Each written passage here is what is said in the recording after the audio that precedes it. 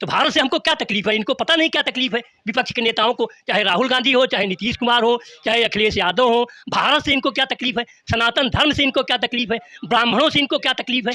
सारे उठ पटांग की स्टेटमेंट ये लोग देते रहते हैं। आप लोग स्वामी प्रसाद मौर्य से थोड़ा मिलकर पूछिए कि ऐसा गंदा स्टेटमेंट आप क्यों देते हो? ये राहुल का घर माना जाता है और बीजेपी यहाँ दांव खेलती है, क्योंकि वो अपना यहाँ पे देखती है कि गरिमा अपनी, अगर यहाँ से हार जाए तो अपनी गरिमा हनन मानती है और कांग्रेस भी मानती है। तो ऐसा कैसा देखते हैं? देखिए, यहाँ जो है अभी तक जो कुछ भी हुआ है ये सब कांग्रेस की देन है।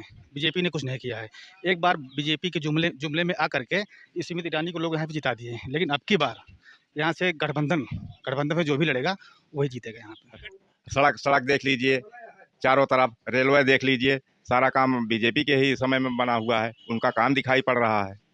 और उसके बाद जैसे माता जी हैं, राजनीति में परिपक्व वो भी नहीं है।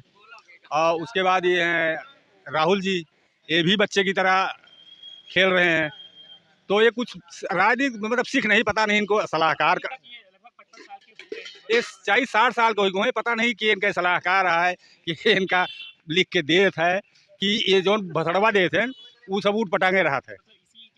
अब राहुल गांधी को पप्पू लोग मान लीजिए कहते भी हैं, तो उनकी अपनी खुद की ऐसी कार्यशैली है। उनको सुप्रीम कोर्ट ने भी एक बार चेतावनी दे दिया है, सुप्रीम कोर्ट ने भी, कि आप अपनी भाषा और शैली पे थोड़ा सा नियंत्रण रख के बोला करिए। राहुल गांधी को हिंदुस्तान की संस्कृति का कुछ पता ही नहीं है, उनको ज्ञान ही नहीं है कि हिंदुस्तान क्या है। कभी कुछ वो तो विदेश में जाकर कहते हैं कि हिंदुस्तान का लोकतंत्र खतरे में है, और जब यहाँ चुनाव होता है तो जो है पार्टियां 300 सीट जीत करके और बढ़िया सरकार चलाती हैं, और विदेश में जाकर रोते हैं कि हिंदुस्तान में लोकतंत्र खतरे में है। इंदिरा अमेठी की राजनीति के विषय पर अगर आप हमसे पूछ रहे हैं, तो क्योंकि यहाँ का स्थानीय नागरिक होने के नाते मैं थोड़ा देख रहा हूँ, कांग्रेस के रिज्यूम से इसकी तुलना आज की अमेठी की नहीं की जा सकती है। और विशेष करके राहुल गांधी का 10 साल का जो कार्यकाल गया है वो तो अमेठी के लिए बहुत ही दुखदायी रहा है। उस पीरियड में कांग्रेस की सरकार थी, अगर राहुल गांधी चाहते तो अमेठी को स्वर्ग बना देती। मैं आलोक बैरागी लोकतंत्र भारत पर आपका स्वागत करता हूं, और हम आज खड़े हैं अमेठी के एक चौराहे पर, और हम यहाँ आपको दिखाना चाहते हैं और बताना भी चाहते हैं, और यहाँ की लोग जो जनता है उसकी इस समय लोकसभा चुनाव में कैसी सोच रखते हैं, वो किस तरफ हो जाते हैं, और देश की राजनीति में जैसा कि वन नेशन वन इलेक्शन की बात होती है, तो हम वहाँ से भी चर्चा करेंगे। हमारे साथ में चाचा हैं। मैं आपसे जानना चाहूँगा कि कैसा आप देखते हैं यहाँ अमेठी की जो राजनीति है, यहाँ आप किसका पलड़ा भारी देखते हैं? अमेठी की राजनीति के विषय पर अगर आप हमसे पूछ रहे हैं, तो क्योंकि यहाँ का स्थानीय नागरिक होने के नाते मैं थोड़ा देख रहा हूँ, कांग्रेस के रिज्यूम से इसकी तुलना आज की अमेठी की नहीं की जा सकती है। और विशेष करके राहुल गांधी का 10 साल का जो कार्यकाल गया है वो तो अमेठी के लिए बहुत ही दुखदायी रहा है। उस पीरियड में कांग्रेस की सरकार थी, अगर राहुल गांधी चाहते तो अमेठी को स्वर्ग बना देती। अब उस 10 साल के कार्यकाल रिज्यूम के एक भी काम राहुल गांधी बताएं अमेठी में कि मैंने ये काम करवाया। 10 साल जब मनमोहन सिंह प्रधानमंत्री थे तो हमारी ये योजना अमेठी में लागू हुई, एक भी योजना वो लेके कोई बताएं यहाँ। फैमिली मतलब कोई कहीं चुनाव लड़ जाने से कोई उसका घर थोड़ी हो जाता है। स्मृति ईरानी यहाँ से सांसद हो गई तो उनका घर हो गया, राहुल गांधी आ गए तो उनका घर हो गया। कहीं कोई चुनाव लड़ने से किसी का घर नहीं हो जाता है। ये आप लोग गलतफहमी मत रहिए कि राहुल गांधी का घर है, ये कैसे घर है राहुल गांधी का? ये राहुल गांधी तो अमेठी वालों को गाली देते हैं। ये भी कहते हैं कि वो जो है उनकी फैमिली यहाँ पे पूरे देश। फिर वही कहूँगा कि चुनाव लड़ने से कहीं कोई जो है नागरिक नहीं हो जाता। नागरिक यहाँ के होते, अमेठी की जनता से उनका लगाव होता तो अमेठी के किसानों की जमीन लेकर राहुल गांधी अपने ट्रस्ट के नाम न करवाते। अच्छा, तो अगर उनको लगाव होता अमेठी से तो अमेठी किसानों की ज़मीन जो है, आप पता लगाइए या उनसे आप स्वयं उनका स्टेटमेंट लीजिए, तो कितनी ज़मीन उनकी अमेठी की राहुल गांधी के ट्रस्ट में है, इसकी जानकारी आपको हो जाएगी। फिलहाल मैं सही आंकड़ा तो आपको नहीं दे सकता, लेकिन इतना है कि अगर अमेठी से उनको लगाव होता तो अमेठी के किसानों की ज़मीन राहुल गांधी ना हड़पते। तो ऐसा कहा जाता है कि देखा भी लोगों ने कि उन्हीं के चाचा और संजय गांधी ने और उनके पिता, उनकी माता अब आप जब इंदिरा जी के रिज्यूम की बात करोगे, राजीव गांधी के रिज्यूम की बात करोगे, तो उस पर टिप्पणी राहुल गांधी, आप इस पीरियड की बात करिए अब, और पीछे जाने दीजिए कि इंदिरा जी ने क्या किया, राजीव गांधी ने क्या किया। आप राहुल गांधी की तुलना और मोदी की कर रहे हो, तो राहुल गांधी और मोदी की वार्ता करो। अच्छा, जैसे राहुल गांधी को पप्पू कहा जाता है लोग, तो क्या उसमें क्या सच्चाई है? अब राहुल गांधी को पप्पू लोग मान लीजिए कहते भी हैं, तो उनकी अपनी खुद की ऐसी कार्यशैली है। उनको सुप्रीम कोर्ट ने भी एक बार चेतावनी दे दिया है, सुप्रीम कोर्ट ने भी, कि आप अपनी भाषा और शैली पे थोड़ा सा नियंत्रण रख के बोला करिए। राहुल गांधी को हिंदुस्तान की संस्कृति का कुछ पता ही नहीं है, उनको ज्ञान ही नहीं है कि हिंदुस्तान क्या है। कभी कुछ वो तो विदेश में जाके कहते हैं कि हिंदुस्तान का लोकतंत्र खतरे में है, और जब यहाँ चुनाव होता है तो जो है पार्टियां 300 सीट जीत करके और बढ़िया सरकार चलाती हैं, और विदेश में जाके रोते हैं कि हिंदुस्तान में लोकतंत्र खतरे में है। इंदिरा जी ने इमरजेंसी लगाया 75 में, तब जो है राहुल गांधी नहीं बोले कि जो है तब थे ही नहीं है। हाँ, तब उस समय तो आप लोग तो थे, हम आप तो थे। लोकतंत्र खतरे में कौन डाला है? उसका इतिहास है कांग्रेस का, लोकतंत्र को खतरे में डालने का। भाजपा की इतिहास नहीं है लोकतंत्र को खतरे में डालने का, कांग्रेस का इतिहास है। कांग्रेस आरोप लगाती रहती है कि उसने जो है मोदी या ये भाजपा जो सरकार है आरएसएस का प्रचार प्रसार करते हैं, उनके मैंडेट पे चलते हैं, उनकी सोच पे चलते हैं, और वो कट्टरता पैदा करते हैं, हिंदू मुस्लिम दंगा कराते हैं। कैसा आप? आरएसएस कोई तालिबान आतंकवादी संगठन तो है नहीं। आरएसएस कोई हमारी हिंदुस्तान की एक विचारधारा है, वो कोई आतंकवादी संगठन नहीं है। वो अगर उसके इशारे पे भाजपा काम कर रही है तो कोई क्या गलत कर रही है? कोई गलत नहीं कर रही है। आरएसएस हमारी सोच है, हमारी हिंदुस्तान की एक विचारधारा है। वो तो शुरू से है, आज़ादी में भी थी, वो लड़ाई में भी लड़े हैं। जो कांग्रेस कहती है कि खाली नेहरू के अलावा कितने लोग शहीद हो गए इस आज़ादी के लिए, आज उनका इतिहास में कहीं नाम है? कहीं कहीं नहीं है। सारे इतिहास के साथ छेड़खानी हुई, सारे शहीदों का नाम जो है इतिहास से मिटा दिया गया। अब बचा क्या? एक परिवार बचा। तो इस समय मतलब ये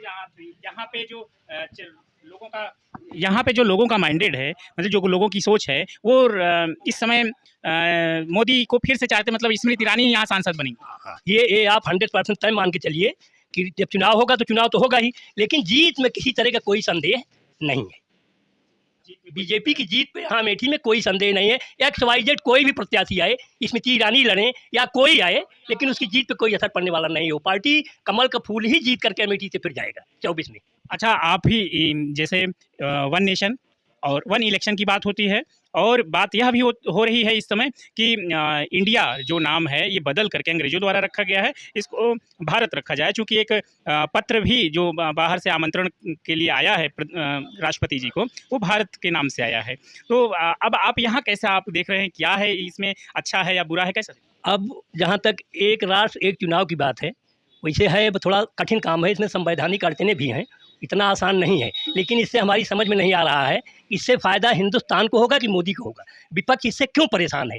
1967 तक एक ही साथ चुनाव होता चला आया है। 1967 तक पूरे देश का चुनाव एक ही बार में होता था, और विश्व का कहीं भी आप उठा के देखिए तो जितने चुनाव हिंदुस्तान में होते हैं और जितना पैसा बर्बाद हिंदुस्तान में चुनाव के लिए होता है, इतना किसी देश में होता नहीं। तो अगर एक ही बार में सारे चुनाव निपट जाएँ और सारी पार्टियाँ मिल करके ऐसा कोई कानून बनाएँ जिससे उसे देश का ही तो फ़ायदा होगा, नुकसान कहाँ देश का है? कोई काम एक बार में आप करेंगे वो ठीक है, कि एक ही काम 100 बार में करें तब ठीक है। और रही बात जहाँ तक देश के नाम की सवाल है, तो पहले इनसे विपक्ष वालों से पूछना चाहिए कि पहले इंडिया था या पहले भारत था? पहले यहाँ सनातन धर्म था कि पहले यहाँ अंग्रेज थे? इंडिया तो अंग्रेज आए जब हम गुलाम हुए, उसकी गुलामी की एक लकीर है इंडिया। उसके पहले इंडिया कहाँ था? न यहाँ पहले अंग्रेज थे। अगर हम अंग्रेजों की संतान हैं तब तो हम इंडिया कह दें, कोई बात नहीं, हमें कोई तकलीफ नहीं। हम भारत के हैं, भारतीय हैं, तो भारत से हमको क्या तकलीफ है? इनको पता नहीं क्या तकलीफ है विपक्ष के नेताओं को, चाहे राहुल गांधी हो, चाहे नीतीश कुमार हो, चाहे अखिलेश यादव हो। भारत से इनको क्या तकलीफ है? सनातन धर्म से इनको क्या तकलीफ है? ब्राह्मणों से इनको क्या तकलीफ है? सारे उठ पटांग की स्टेटमेंट ये लोग देते रहते हैं। आप लोग स्वामी प्रसाद मौर्य से थोड़ा मिलकर पूछिए कि ऐसा गंदा स्टेटमेंट आप क्यों देते हो? स्वामी प्रसाद मौर्य क्या कांग्रेस को बना रहे हैं या बिगाड़ रहे हैं? स्वामी प्रसाद मौर्य न किसी को बना सकते हैं न वो बिगाड़ सकते हैं। फिर अपनी विकृत मानसिकता को वो जनता के सामने रखते हैं। वो दिमागी रूप से विकृत मानसिकता है उनकी। नहीं तो कोई भी पढ़ा लिखा बुद्धिजीवी आदमी, क्योंकि इनकी अपनी कुर्सी चलाने के लिए ये पूरे देश को जात में बांट करके लड़ाई, ये कांग्रेस की यही सोच थी। अब वो उस चीज़ को बीजेपी ख़त्म कर रही है। जात बात को ख़त्म करना है। हिंदू राष्ट्र क्यों नहीं हो सकता? जब हर देश का अपना एक है, सब लोग कहते हैं, तो हिंदुस्तान हिंदू राष्ट्र क्यों नहीं हो सकता है भाई? जैसा कि कांग्रेस विपक्ष जो है आरोप लगा रही है कि हमारा लोगों का गठबंधन हुआ अन्य पार्टियों का मिल करके, तो इंडिया नाम पड़ा। तो अब उस इंडिया को मोदी को जलन हो रही है और इंडिया शब्द ही भारत से मिटाना चाह रहे हैं। मैं एक चीज़ अब क्या कहूँ आपसे, पहले बाबरी मस्जिद थी कि पहले राम जन्मभूमि थी? राम जन्मभूमि थी ना। तो उसी तरह पहले भारत था या इंडिया? भारत ही था। तो भारत था, तो भारत से क्या परेशानी है? अगर कांग्रेस विपक्षी गठबंधन ने अपने पार्टी का नाम इंडिया रखा है तो रखें, उसी पे अपना चुनाव लड़ें। वो तो मोदी नहीं कह रहे ना कि उसको आप बदल दीजिए। मायावती कह रही हैं कि मायावती यह कह रही हैं कि ये दोनों विपक्ष, आज के पेपर में भी है कि दोनों विपक्ष और बीजेपी और कांग्रेस ये मिल करके ये चाल चल रहे हैं और अंबेडकर जी के संविधान को ये नुकसान पहुंचाने वाले हैं। देखिए, मायावती एक संवैधानिक बात कर रही हैं, वो ठीक कह रही हैं, सुप्रीम कोर्ट से किसको आप देखिए, क्या उचित है। तो जब ये न्यायपालिका में मामला जाएगा तो स्वतः क्लियर हो जाएगा क्या उचित है, क्या अनुचित है। मायावती समर्थन कर रही हैं। हाँ, मतलब ये मामला कोर्ट हाँ कि भारत होना चाहिए। अब भाषा अपनी-अपनी, अब कोई स्वामी प्रसाद मौर्य की तरह सब लोग थोड़ी बोलेंगे, अखिलेश यादव की तरह सब लोग थोड़ी बोलेंगे, ममता बनर्जी की तरह सब लोग थोड़ी बोलेंगे। अभी तक तो नीतीश कुमार इसी बीजेपी के साथ लगे रहते थे, अब आज बीजेपी चोर हो गई है। तो बहुत बहुत बहुत अच्छा। और हम हमारे साथ है और हमारे एक चाचा हैं, मैं उनसे बात करता हूँ। क्या आप अमेठी की राजनीति में आप कैसा देखते हैं, आप कैसा सोचते हैं? अमेठी की राजनीति राहुल गांधी स्मृति ईरानी में बहुत फर्क है। राहुल गांधी 15 साल सांसद थे, उनकी सांसद निधि जो आती थी वो लैप्स हो जाती थी, विकास का काम जीरो था। स्मृति ईरानी का काम दिखाई पड़ रहा है जनता को, इससे और क्या लाभ हो सकता है। स्मृति ईरानी ने क्या काम कराया है, आपको क्या लगता है? स्मृति ईरानी ने ओवर ब्रिज बनवाया अमेठी में, देखिए बाईपास बनवाया, सारा काम कराया। यहाँ सड़क देख लीजिए, चारों तरफ रेलवे देख लीजिए, सारा काम बीजेपी के ही समय में बना हुआ है, उनका काम दिखाई पड़ रहा है। तो मतलब स्मृति ईरानी ने अच्छा काम किया है और वो यहाँ पे फिर से आएंगी, कैसा सोचते हैं, यही है? हाँ, फिर से आएंगी। तो ये कहते हैं कि जो है, हम और भी चलते हैं, हमारे साथ में हमारे चाचा हैं, मैं बात करता हूँ कि कैसा आप फिर आप दो शब्द आप ये बताएं कि इस समय क्या राहुल गांधी को, जैसा कहा जाता है उनका घर है, उनके चाचा और उनके पिताजी, उनकी दादी शहीद हुई हैं इस देश के लिए, तो उनको यहाँ पे जनता ने क्यों हटा दिया गया, क्यों यहाँ सांसद रह चुके हैं वो, क्यों हटा दिया गया? अभी तो 4 पुस्तकाएँ तो पूछ ले आते हम कहा बताइए। ये करे पहले जैसे उनके पिताजी थे, उनके चाचा जी थे, तब तक तो अमेठी के लिए बहुत कुछ किए। लेकिन हम लोग अमेठी वाले समझ लीजिए चाहिए आएगा कि इतनी जल्दी मतलब उनका स्वर्गवास हो गया कि अमेठी का विकास उनके दोनों आदमियों के न रहने से अमेठी का विकास रुक गया। और उसके बाद जैसे माता जी हैं, राजनीति में परिपक्व वो भी नहीं है। और उसके बाद ये हैं राहुल जी, ये भी बच्चे की तरह खेल रहे हैं। तो ये कुछ राजनीति मतलब सीख नहीं, पता नहीं इनको सलाहकार का, ये 40-60 साल को हुए, पता नहीं कि इनका सलाहकार रहा है कि इनका लिख के देत है कि ये जो भसड़वा देते हैं वो सब ऊट पटांगे रहा था। अब भाई पप्पू तो हम कहे बड़े कही, इतने बड़े घराने के हैं, बड़े तो हम कैसे पप्पू, हम तो नहीं कहेंगे। अभी की भाई नेता लोग हैं, उनकी कटाक चलती है, वो कहें, हम क्यों कह देगी वो पप्पू है। इस बार मतलब स्मृति या राहुल, देखिए अब ये तो बाद में जनता तय करेगी।